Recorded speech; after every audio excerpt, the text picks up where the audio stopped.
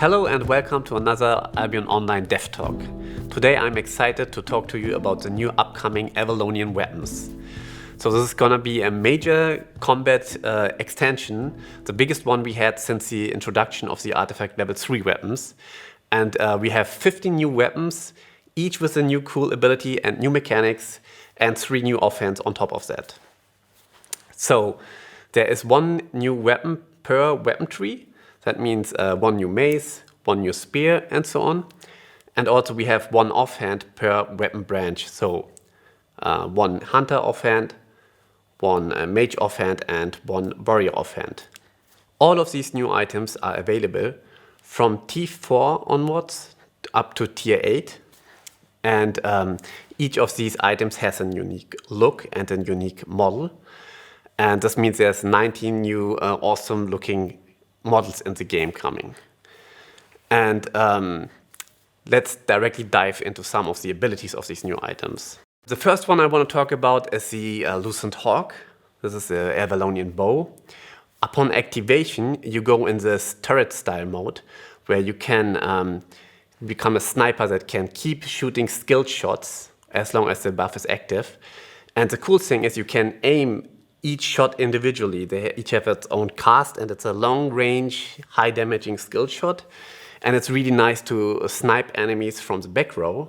But if you overcommit and go too deep into the enemy lines, they can easily interrupt you, and then you waste all your ammunition.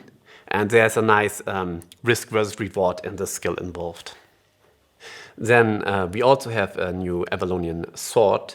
It's a big two-hander called the Kingmaker. And its ability allows you to swing the blade around you in a circle, knocking up all the enemies into the air. And while these enemies are still in the air, you're then slamming your weapon down in a vertical line, hitting behind you and in front of you. So not only is this an AoE interrupt, but it is a high damaging ability at the end where it's really mattering where you position yourselves and how you rotate yourself to make really the most out of it and hit multiple targets at once. Next, we have the Avalonian Curse Staff. It has the ability called Inner Shadow. You can cast it on any player, ally or enemy, and you summon a shadow of that player depending on the type of armor that player wears. So how does it work? So say you cast it on an enemy with a cloth armor. You then summon this Avalonian mage who attacks with this huge thunderstorm, dealing massive magic damage. And you can also instead cast it on a leather armor user. If you do that, then you summon a different shadow, which does a lifesteal aura, attacking enemies and also healing up the caster himself. Or you simply can cast it on a plate wearer. And if you cast on someone with plate armor, you summon this tank shadow, who slows enemies around him, and after a short delay, slams down his big weapon and nullifies most of the enemy's armor. There's a huge armor shred on that ability.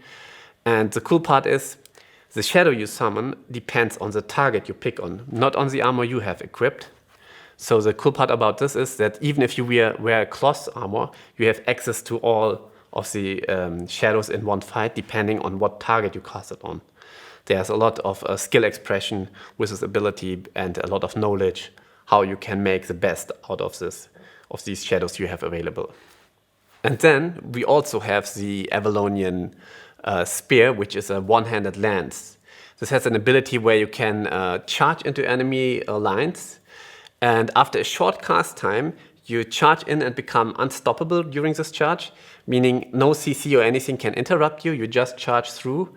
And additionally, any enemy you hit, you will purge their buffs. So you can use it either offensively to try to secure a kill and remove the defensives of that target, or you can also use it to initiate a counter engage to remove the momentum from the enemies, removing their active buffs when they try to commit to your side.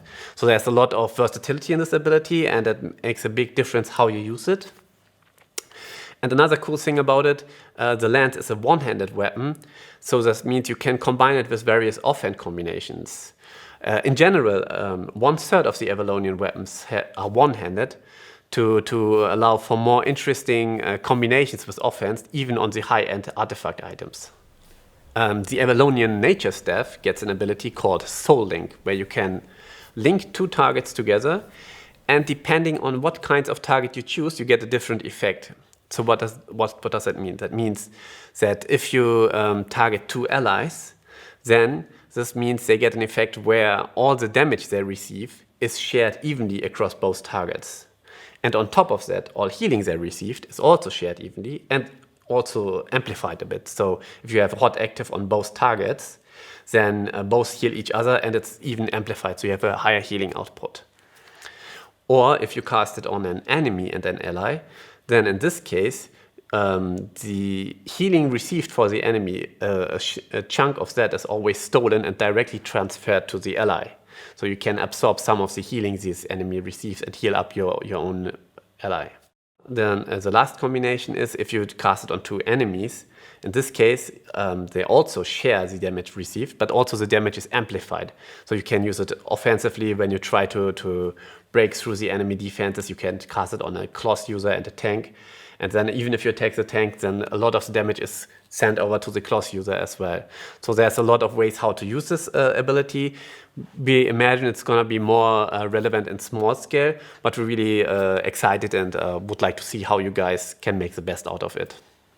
But keep in mind with all these abilities we've shown you today, they're still in testing and production, so some of the final behavior might be different when they hit the live server. But I think we can give you in general a good idea what direction we are going in and what of the kind of cool mechanics we are right now testing and what you can expect from the next update. But let's talk about how you can obtain these new items in the game. They are pretty similar to the Avalonian armors in terms of crafting. So there is Avalonian new artifacts that you need to craft them, and these artifacts can be obtained from Avalonians, and they can also be created from Avalonian shards. However, with our new update, Rise of Avalon, we also will increase the amount of Avalonian shards in the world to make these weapons not too rare and to have more players use them.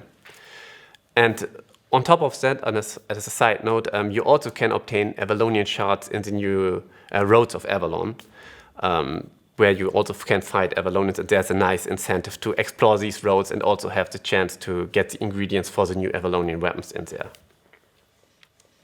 So the crafting side is rather straightforward with these weapons, but we are also planning to make a big change for the Destiny board for the first time.